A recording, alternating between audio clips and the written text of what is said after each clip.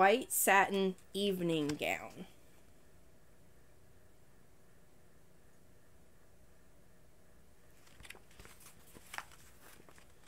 A young man invited a young woman to a formal dance, but she was very poor, and she could not afford to buy the evening gown she needed for such an occasion. "Maybe you can rent a dress," her mother said. So she went to a pawn shop not far from where she lived. There she found a white satin evening gown in her size. She looked lovely in it, and she was able to rent it for very little.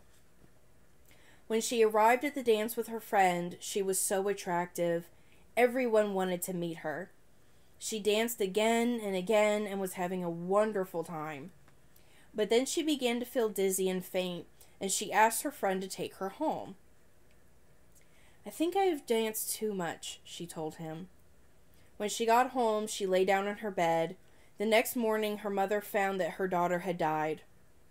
The doctor did not understand what had caused her death, so he had the coroner perform an autopsy. The coroner found that she had been poisoned by embalming fluid. It had stopped her blood from flowing. There were traces of the fluid on her dress. He decided it had entered her skin when she perspired while she was dancing. The pawnbroker said he bought the dress from an undertaker's helper. It had been used in a funeral for another young woman, and the helper had stolen it just before she was buried.